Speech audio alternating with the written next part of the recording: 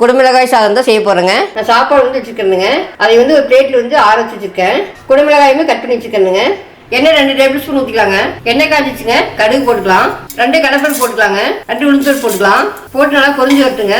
கடலைப்பருப்பு உளுந்தம்பருப்பு வந்து பொரிஞ்சிச்சுங்க. வேர்க்கடலை 2 ஸ்பூன் போட்டுக்கலாங்க. முந்திரி 1 ஸ்பூன் போட்டுக்கலாம். அது கூட வந்து கருவேப்பிலை போட்டுக்கலாங்க. ஒரு பச்சை மிளகாய் ஒன்று போட்டுக்கலாங்க. பெரிய வெங்காயம் கட் பண்ணி வச்சுக்கணுங்க. அது போட்டுக்கலாம். பாருங்க வெங்காயம் வந்து வதங்கி வந்துருச்சுங்க. அடுத்து வந்து குடமிளகா போட்டுக்கலாம். நான் கட் பண்ணி வச்சுருக்கேன் நீளமா, அது போட்டுக்கலாங்க. குடமிளகா வதங்கிறதுக்கு 2 உப்பு போட்டுக்கலாங்க. மீடியம் ஃப்ளேம்லேயே வச்சு நல்லா வதக்கி விடுங்க. 1 நிமிஷம் மூடி போட்டு மூடிடலாங்க. ரொம்ப வதங்கிச்சு அப்படின்னா அந்த டேஸ்ட் வந்து இருக்காது. இதுக்கப்புறம் வந்துங்க 2 ஸ்பூன் தேங்காய் துருவல் போட்டுக்கலாம். தேங்காய் துருவல் போட்டிங்கன்னா கொஞ்சம் டேஸ்ட்டாக இருக்குங்க.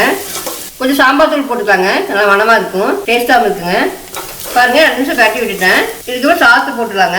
இப்போ தாளிச்சு சாப்பாட்டுக்கெல்லாம் வந்துங்க சாதம் வந்துங்க நல்லா பொழுகொழுன்னு இருக்கணும். நல்லா ஈவனாக கலந்துற அளவுக்கு கலக்கி விட்டுலாம். உப்பு லைட்டாக போட்டுக்கலாங்க. நம்ம குடமிளகாய் கொஞ்சம் போட்டுக்கிறோம், அதனால் இது கொஞ்சம் போட்டுக்கலாம். போட்டு ஈவனாக கலக்கி விடுங்க. பாருங்க ஈவனாக கலக்கி விட்டுட்டேன். ஒரு மூணு எலுமிச்சம்பழம் கொஞ்சம் புழிஞ்சிக்கலாங்க. கொஞ்சம் டேஸ்ட்டாக இருக்கும் எலுமிச்சம்பழம். பாருங்க எலுமிச்சம்பழம் புழிஞ்சிட்டு நான் கலந்து விட்டுட்டேன். ஃபைனலாக வந்து நம்ம கொத்தமல்லி தழை போட்டு இறக்கிடலாம். பாருங்க குடமிளகாய் சாதம் ரெடி ஆயிடுச்சு. ரொம்பவே டேஸ்ட்டாக இருக்குங்க.